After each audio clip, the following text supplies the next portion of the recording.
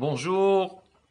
En cette veille de Rosh Hashanah, il est important de signaler et transmettre quelques halachot et quelques instructions que chacun il doit prendre en considération par rapport à cette journée très importante qui est Yom Hadin, le grand jour, le jour de jugement. Alors tout d'abord, la première des choses, c'est le matin, après la prière de Shacharit, on a l'habitude de faire ce qu'on appelle la Tarat Nedarim, on a expliqué ça dans les cours d'avant.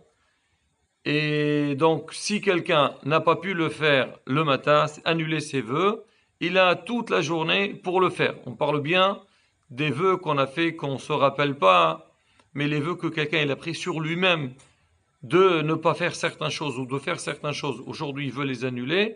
Il faut qu'il aille voir le Rav pour que le Rav il puisse lui annuler ça. Ça, c'est concernant la Hatarat Nedarim. Dans la journée, c'est marqué Shulchan Aruch Mefourash. Il dit que c'est bien que la veille de Rosh Hashanah, que l'homme s'est marqué Mistaprim, Mechabsim Tabgadim. Alors on se coupe les cheveux et on achète des nouveaux habits ou on lave nos habits pour se préparer à la fête. Et ce qui est le plus important, c'est marqué, c'est bien que la veille de Rosh Hashanah, on fasse un miqwé. Pourquoi miqwé? Parce que l'homme, il doit se sanctifier, se purifier pour la fête. Surtout le jour de Rosh Hashanah, Yom Hadin. Donc c'est bien que chacun, il essaye d'aller au mikvé et faire ce mikvé. Et pendant ce moment de mikvé, il essaie d'avoir des mahashavot, des bonnes pensées, mahashavot teorot, Bezrat Hashem, et se rapprocher d'Akadosh Baruch Hu. Moreno Arav Rebbe Tzadon, il rapporte dans son livre Magid Hadashot, il dit quand l'homme il va se couper les cheveux, il faut qu'il pense au moment qu'on lui coupe les cheveux d'enlever tous les dinim, toutes les forces de la rigueur. Le Ben Ish Chai dit c'est bien de se couper les cheveux le matin. Si quelqu'un n'a pas pu le faire le matin, il peut faire aussi l'après-midi. Maintenant, dans la journée, alors Moreno Arav il rapporte dans son livre Rabbi Bougid, il dit le pasteur il dit Seder Tirdof, les ma'antihye ou yarasha et ha'ares. L'homme, il doit suivre la justice, il faut qu'il soit droit et honnête. Il dit que le lachon Seder, c'est aussi le lachon de Sedaka, c'est donner, aider les autres. Il dit oui, Yarashta, c'est les lettres de Tishri. Il dit que le mois de Tishri, c'est un mois dans lequel l'homme, il doit multiplier les zdakot, essayer d'aider les autres, penser aux nécessiteux et aux gens qui sont dans le besoin. Surtout que Baruch Hashem, pour les fêtes, on dépense beaucoup d'argent. Les fêtes coûtent cher, mais Baruch Hashem, Ashrechem Israël, même que ça coûte de l'argent, on fait tout besimha. Alors on dit de la même manière que l'homme, il veille, il essaye de tout faire pour que lui-même, il passe une belle fête, et Baruch Hashem, il manque de rien. Il faut aussi penser à ces nisraqim, aux personnes qui sont dans le besoin, et Bezrat Hashem, quand toi, tu penses à eux, tu donnes pour eux, alors Hashem il dit, c'est pareil, comme toi tu as pensé aux autres, moi aussi je penserai à toi, et Bezrat Hashem, je ferai des xérotovot, des bons décrets pour toi, pour l'année à venir. Un autre point, Rabotai, très important, c'est la tfila de Minha de cet après-midi. Donc, c'est la dernière prière de l'année. Le Ben Ish Chai rapporte, il dit que cette tfila, il faut la faire vraiment avec beaucoup de kavanot. Arriver tôt à la synagogue, être bien préparé et la faire dans le calme, doucement, doucement, parce qu'on dit c'est le dernier message qu'on envoie à Kadosh Baruch Hu, et on dit à Kol Olech Lefe Ahatum. Tout va selon la fin. Si à la fin, donc les choses se passent bien, c'est l'image que chacun il va donner donc de lui-même. C'est très important. Hachem il est prêt, comme on dit, d'effacer, il regarde, comme c'est marqué Ba'asher Husham. Hachem il voit la personne par rapport à ce qu'il est maintenant. Toi tu fais des efforts, Hachem, donc il est prêt à t'écouter. Autre chose, Rabotai, donc bien sûr la tfila, mais au niveau du cèdre de la soirée. La première des choses, c'est marqué que l'homme il doit rentrer à la maison avec beaucoup de simha. Sameach vetovlev. On dit que l'ambiance dans laquelle tu vas te retrouver le soir ou les jours de Rosh Hashanah, c'est l'ambiance que tu es en train de signaler pour l'année. Et quand l'homme il est sa mère, Bezrat Hashem, il sera joyeux tout le long de l'année. C'est vrai que souvent, quand on arrive à la maison, des fois, il y a des petites choses, un petit peu, on va dire, certains, ça les contrarie, faire attention. Garder, commander avec un peu de patience, être sa mère et joyeux, Bezrat Hashem, pour que tout se passe dans les normes. Souvent, les gens, ils attendent la veille de Kippour pour demander Mehila aux autres, demander pardon, parce que c'est le grand pardon. Mais Rabotai, c'est bien de le faire aujourd'hui aussi, la veille de Rosh Hashanah, et chacun il essaie de voir par rapport à son entourage. C'est vrai que souvent on essaie de voir des gens de l'extérieur, mais on oublie que le premier pardon qu'on a besoin de demander, c'est au niveau de son propre foyer, au niveau du couple. Le mari demande à sa femme, la femme demande à son mari, les enfants, ils demandent à leurs parents aussi, Mehila, parce que malheureusement, ça arrive que dans l'année, des fois, on passe à côté, on fait certaines choses avec, on manque un peu de négligence. Là, c'est le moment, comme on dit, pour que les cœurs, donc, ils se rassemblent et qu'on remette la joie, Bezrat Hashem. Alors, autre chose, donc le Seder du soir, la Seder de Rosh Hashanah. Raboutez sur ça, il y a eu beaucoup de discussions, il y a eu beaucoup de minagim, on va pas entrer dans les détails, mais on va vous dire ce qu'il est conseillé. Alors, beaucoup de rabbanim ont parlé de ça, ce qu'on conseille le plus, c'est juste après Mossi, de faire le Seder de l'El Rosh Hashanah. On sait que les aliments qu'on mange ce soir, certains signifiaient un sens de bien, pour que Bezrat Hashem, on aura beaucoup de mérite, pour qu'on aura une bonne année, et d'autres aussi pour que on rejette, on éloigne toutes les forces du mal et tous ceux qui veulent nous faire du mal. Alors on dit l'idéal de faire ça juste après Mossi pour ne pas entrer dans le problème des brachot. Certains ils font ça avant de faire Mossi, avant de faire Netilat et Mossi, mais on entre dans un problème de bracha harona. Parce qu'on sait très bien, Rabotai, quand quelqu'un il mange, il doit faire une bracha avant de manger, avant de consommer, et une bracha une fois qu'il a fini de consommer. Maintenant, si on fait le seder avant le Mossi, le problème c'est qu'après on va manger. Il y a toute une séouda qui nous attend. Alors, est-ce qu'on fait bracha harona? On fait pas bracha harona. Alors, beaucoup de posrim disent, pour ne pas entrer dans ce affaire-là, il est préférable de tout laisser pendant, après le Mossi, c'est-à-dire avant de faire la séouda.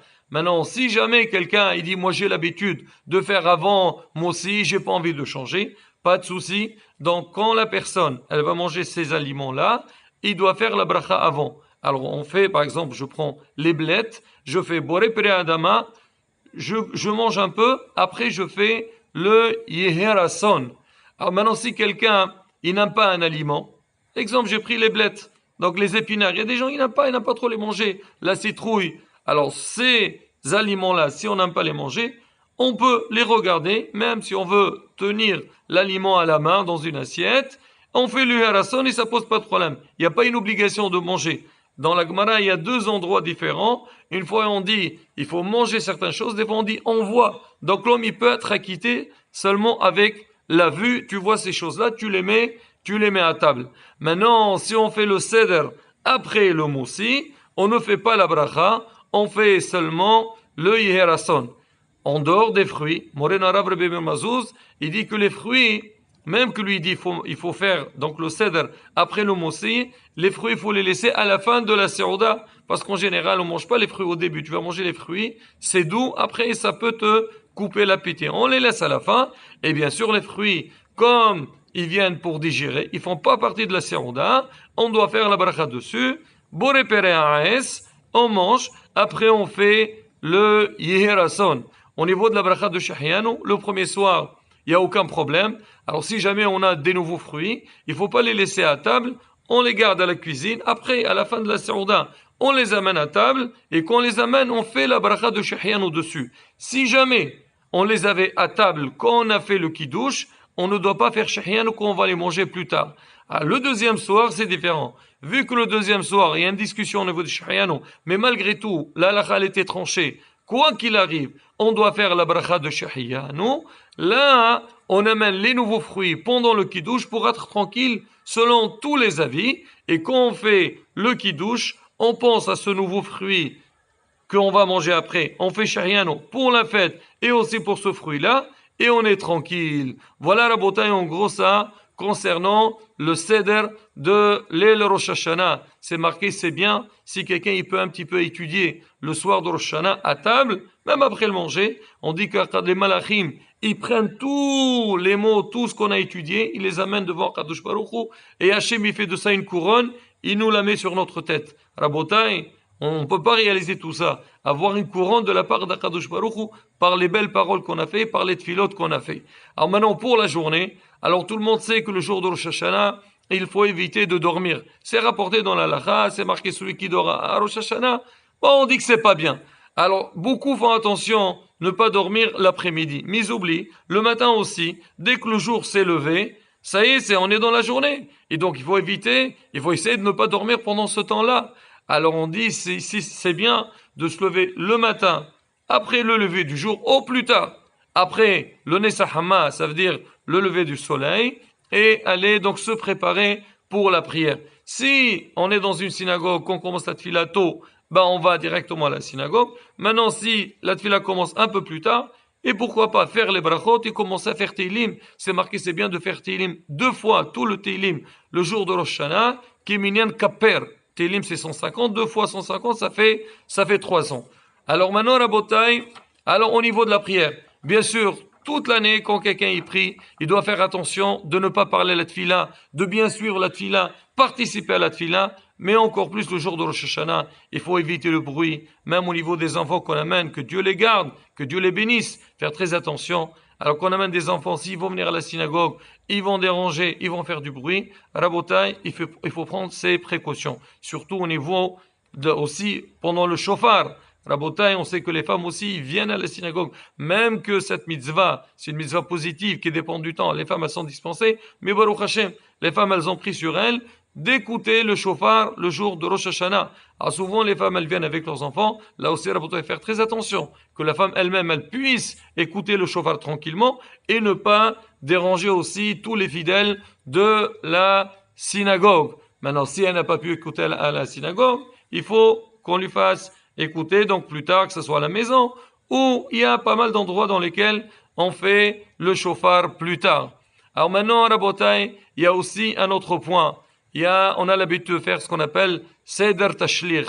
On va à côté du fleuve et on jette tous les péchés. Alors là aussi, Rabotai, faire très attention. Alors des fois, on passe à côté. C'est quoi? C'est Blainari, il y a beaucoup de monde et beaucoup de fois on voit des mélanges. Donc des femmes, des hommes, des filles, des garçons. Rabotai, là, c'est le jour de Rosh Hashanah. C'est le jour dans lequel on essaie de nous purifier un maximum. On essaie de nous rapprocher d'Akadosh Baruch Hu.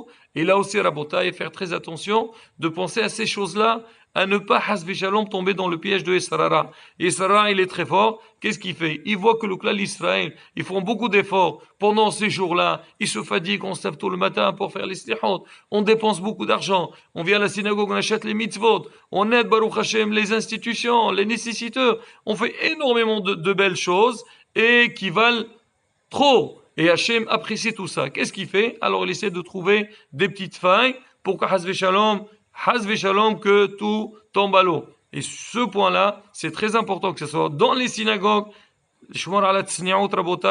Alors bien les femmes, elles viennent prier, alors qu'elles gardent un endroit, comme on dit, respecté. Et c'est pareil aussi pendant le tashlich. Et Bezrat Hashem, à partir du moment que chacun, il fait le nécessaire, il fait les efforts qu'il faut pour servir à Kadosh Baruch comme il se doit, Bezrat Hashem, à Kadosh Baruch aussi de son côté, et il fera le maximum pour nous, Bezrat Hashem, pour écouter nos prières, pour nous pardonner. Hier, j'ai écouté un très beau hidouche et je finis avec ça. On dit dans les tfilotes, on dit Avinu Malkeno, Avinu Malkeno. Pourquoi on a besoin de dire Avinu Malkeno, notre Père et notre Roi? On dit pourquoi on dit ces deux-là? Non, on dit Avinu, notre Père. Ou bien Hachem, on dit Amel Kadosh, tu es le Roi.